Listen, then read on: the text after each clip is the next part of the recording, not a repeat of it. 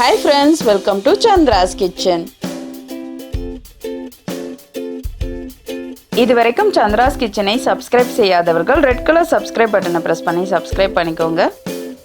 கூடவே பக்கத்துல இருக்கிற பெல் பட்டனை பிரஸ் பண்ணுங்க. எங்களுடைய அப்டேட்ஸ் உடனுக்குடன் உங்களை வந்து சேரும். இன்னைக்கு நம்மளுடைய நிகழ்ச்சியில வெஜ் லஞ்ச் ரொட்டீன் தான் பார்க்க போறோம். இந்த வெஜ் லஞ்ச் ரொட்டீனோட மெனு என்னன்னு பார்த்தீங்கன்னா கருவேப்பிலை புளிக்குழம்பு, சேப்பங்கிழங்கு ஃப்ரை, சிறுகீரை கூட்டு. இதுதான் இன்னையோட லஞ்ச். இந்த லஞ்ச் எப்படி செய்கிறதுன்னு நான் தனித்தனியாக ஒவ்வொன்றும் உங்களுக்கு சொல்ல போகிறேன். இந்த வீடியோ உங்கள் எல்லாருக்கும் யூஸ்ஃபுல்லாக இருக்கும் அப்படின்னு நினைக்கிறேன். இந்த வீடியோ உங்களுக்கு பிடிச்சிருந்ததுன்னா லைக் பண்ணுங்கள், உங்களுடைய ஃபீட்பேக்கை எங்களுக்கு சொல்லுங்கள்.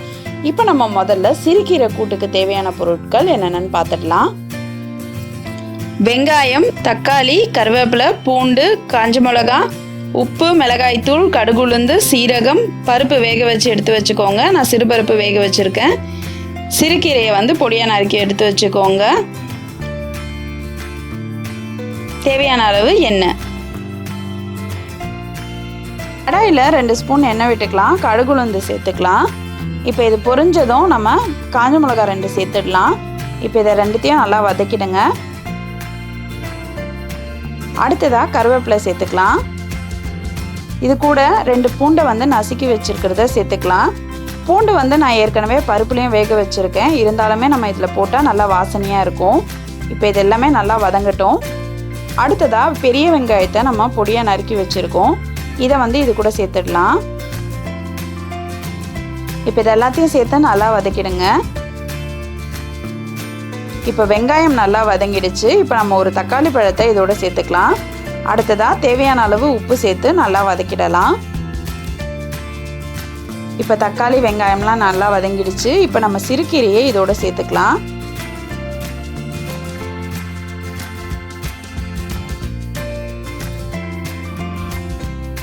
இப்போ நம்ம நல்லா வதக்கிடலாம்.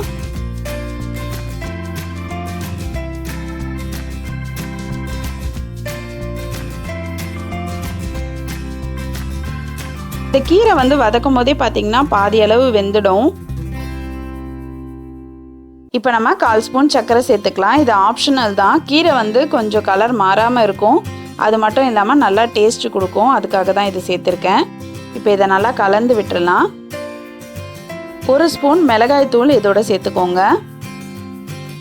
இப்போ இது எல்லாத்தையும் சேர்த்து நல்லா கலந்துடலாம். ஒரு 1/4 டம்ளர் தண்ணி இதோட சேர்த்து கொதிக்க விடுங்க. இது நல்லா கொதிக்க ஆரம்பிச்சிடுச்சு. இப்போ கீரை நல்லா வெந்துடுச்சு. சிறுபருப்பு நம்ம வேக வச்சு எடுத்து வச்சுருக்கிறத இதோட சேர்த்துக்கலாம். சேர்த்துட்டு நல்லா கலந்து விட்டுருங்க. இப்போ இது லைட்டாக கொதிக்க ஆரம்பித்ததும் நம்ம பெருங்காயத்தூள் சேர்த்துக்கலாம். இப்போ இதை நல்லா கலந்து விட்டுறலாம். இப்போ பருப்பும் கீரையும் சேர்ந்து நல்லா கொதிக்க ஆரம்பிச்சிடுச்சு. இப்போ நம்ம இறக்கிடலாம். இப்போ நம்மளுடைய சிறுகீரை கூட்டு ரெடி ஆயிடுச்சு. இப்போ நம்ம சேப்பங்கிழங்கு வறுவல் எப்படி செய்கிறதுன்னு பார்க்கலாம். இதுக்கு நான் சேப்பங்கிழங்கை வேக வச்சு தோல் உரிச்சிருக்கேன். இதை வந்து நான் சின்ன சின்னதாக கட் பண்ணி வச்சுருக்கேன். சோள மாவு, புளிக்கரைச்சல், மிளகாய்த்தூள், உப்பு, தேவையான அளவு எண்ணெய். ஒரு பவுலில் புளிக்கரைச்சல் 1 ஸ்பூன் சேர்த்துக்கலாம். உப்பு சேர்த்துக்கலாம். அடுத்ததாக மிளகாய்த்தூள் 1 ஸ்பூன் சேர்த்துக்கலாம். பூண்டு நசுக்கி வச்சுருக்கிறத சேர்த்துக்கலாம். சேப்பங்கிழங்க கொஞ்சம் கொஞ்சமாக சேர்த்து நல்லா கலந்துருங்க. இப்போ எல்லா சேப்பங்கிழங்கையும் சேர்த்தாச்சு.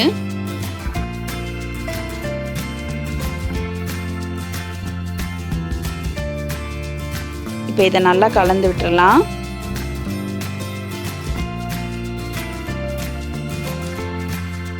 இதுக்கு கூட கொஞ்சம் தண்ணி தெளித்து இதை நம்ம கலந்துக்கலாம்.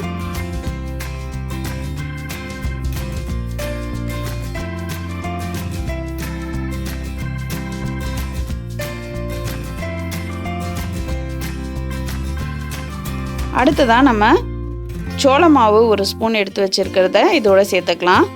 இது வந்து நல்லா மொறுமொறுப்புக்காக தான். நீங்கள் அரிசி மாவு கூட சேர்த்துக்கலாம். சேர்த்துட்டு நல்லா கலந்துக்கோங்க. இப்போ இதை நல்லா கலந்து வச்சாச்சு.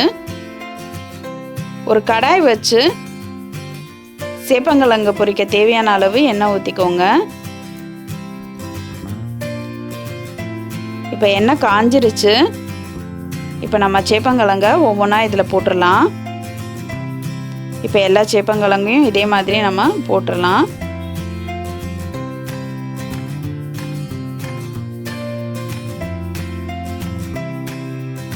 இப்போ சேப்பங்கிழங்கு ஒரு பக்கம் வெந்துருச்சு. இதை இன்னொரு பக்கம் திருப்பி விட்டுறலாம்.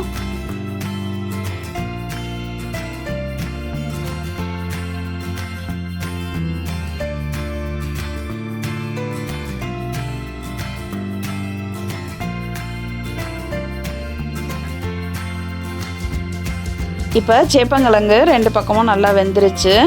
இப்போ நம்மளுடைய சேப்பங்கிழங்கு ஃப்ரை ரெடி ஆயிடுச்சு. இதை நம்ம வந்து தனியாக எடுத்து வச்சிடலாம்.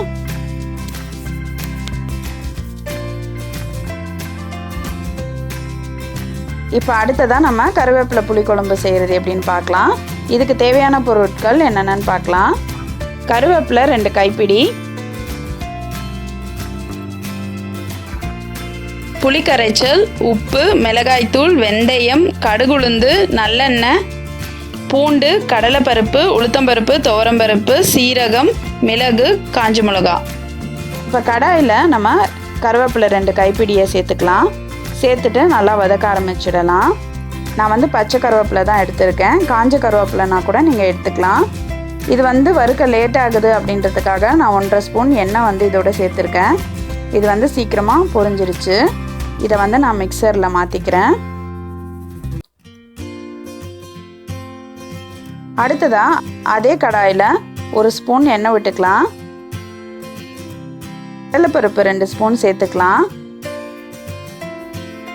இப்போ இதை நல்லா வறுத்துருங்க. அடுத்ததாக உளுத்தம்பருப்பு 2 ஸ்பூன், துவரம்பருப்பு 2 ஸ்பூன் இதோட சேர்த்துக்கோங்க. கூடவே சீரகம் 1 ஸ்பூன், மிளகு 1 ஸ்பூன் சேர்த்துக்கோங்க. இது எல்லாத்தையும் சேர்த்து நல்லா வறுத்துடுங்க. இப்போ இந்த பருப்பெல்லாம் நல்லா செவந்துடுச்சு. இது கூட நம்ம ஒரு 7லேருந்து 8 காஞ்ச மிளகா சேர்த்துக்கலாம். ஒரு 6 பல்லு பூண்டு இதோட சேர்த்துக்கலாம். சேர்த்துட்டு நல்லா வதக்கி விட்டுருங்க. இப்போ இது எல்லாமே நல்லா வதங்கிடுச்சு. இப்போ நம்ம கருவேப்பிலை எடுத்து வச்சுருக்க அதே மிக்சரில் இந்த பருப்பை எல்லாமே சேர்த்து நம்ம அரைச்சிடலாம். இப்போ அரைச்சாச்சு. இந்த பொடியை வந்து நம்ம ஃப்ரிட்ஜில் ஸ்டோர் பண்ணி வச்சுருந்தா 10 நாள் 15 நாள் கூட நல்லாயிருக்கும். இப்போ கடாய் வச்சு 3லேருந்து 4 ஸ்பூன் நல்லெண்ணெய் சேர்த்துக்கலாம். கடுகுளுந்து சேர்த்துக்கலாம். அடுத்தது வெந்தயம் சேர்த்துக்கலாம். இது கூடயே வந்து பூண்டு கொஞ்சம் சேர்த்துக்கலாம். பூண்டு வந்து நீங்கள் எந்த அளவுக்கு சேர்க்குறீங்களோ அவ்வளோ நல்லது. இப்போ எல்லாமே நல்லா வதங்கிடுச்சு. நான் வந்து புளி கரைச்சல் சேர்த்துருக்கேன்.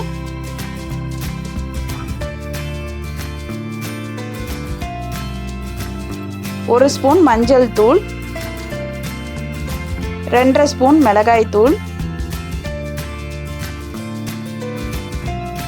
அடுத்தது நம்ம பொடி பண்ணி வச்சிருக்கிற கருவேப்பிலை பொடியை இதோட சேர்த்துக்கலாம். சேர்த்துட்டு எல்லாமே கட்டி இல்லாத மாதிரி நல்லா கலந்துக்கோங்க.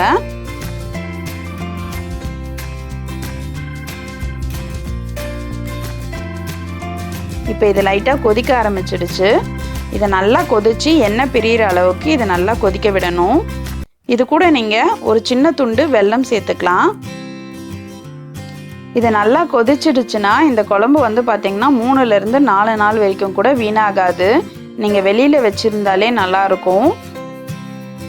இப்போ இது எண்ணெய் பிரிய ஆரம்பிச்சிடுச்சு. இப்போ நம்மளுடைய கருவேப்பிலை குழம்பும் ரெடி ஆகிடுச்சு. இன்றைக்கி நம்மளுடைய வெஜ் லஞ்ச் ரொட்டீனில் பார்த்திங்கன்னா கருவேப்பிலை புளிக்குழம்பு, சாதம், வத்தல், சேப்பங்கிழங்கு ஃப்ரை, அடுத்தது சிறுகீரை கூட்டு. இந்த வெஜ் லஞ்ச் உங்களுக்கு பிடிச்சிருந்ததுன்னா உங்களுடைய ஃபீட்பேக்கை சொல்லுங்கள்.